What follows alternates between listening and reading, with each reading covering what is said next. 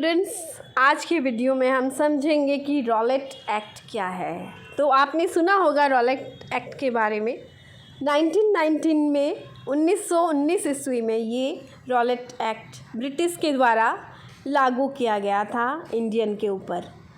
तो ये कानून क्या था? इस कानून के अनुसार किसी भी इंडियन को अगर वो ब्रिटिश के ख़िलाफ़ कोई भी अगर वो बातें कर रहे हैं, वो मीटिंग कर रहे हैं, कुछ भी वो अगर उनके ख़िलाफ़ कर रहे हैं तो उनको इजीली गिरफ़्तार किया जा सकता था बिना किसी वारंट के, बिना किसी लीगल नोटिस के। तो बच्चों, आपको पता होगा कि अगर कोई भी आपके ऊपर कानूनी कार्रवाई करेगा तो एक रिटन एक डॉक्यूमेंट होना पड़ेगा, उसके पास एक वारंट होना पड़ेगा, कोई नोटिस होना पड़ेगा। विदाउट नोटिस के तो कोई भी आपको गिरफ़्तार नहीं कर सकता।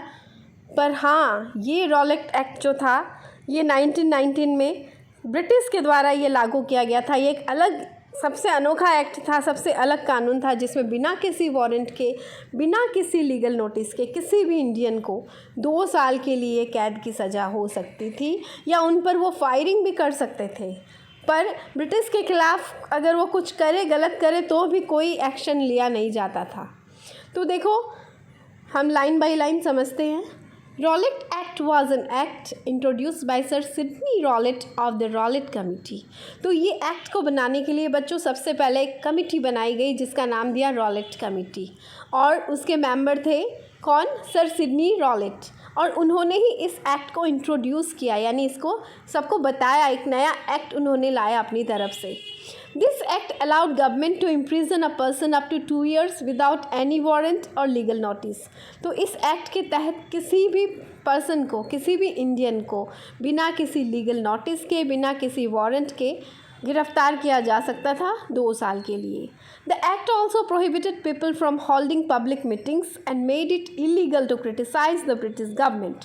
इस एक्ट ने इंडियन को, स्पेशली ये इंडियन के लिए ही था ना, उन लोगों को अगर वो कोई भी सभा का आयोजन करते थे ब्रिटिश के ख़िलाफ़ एक्शन लेने के लिए, कोई भी मीटिंग्स, एक जनरल मीटिंग भी बुलाते थे, तो भी उन लोगों को गिरफ्त में ले लिया जाता था, उन लोगों को गिरफ़्तार कर लिया जाता था।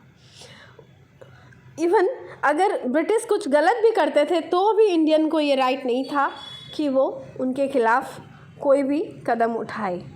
तो इस बात से आप लोगों को ये क्लियर हो रहा है ना कि ब्रिटिश ने ऐसा क्यों किया होगा ऐसा, ताकि पूरी तरह से इंडिया को अपनी मुट्ठी में ले सके, इंडिया को अपने कब्जे में कर सके और अपना पावर जो है इंडिया में, अपना सिक्का जमाए, इंडियन को अपने कब्जे में करे।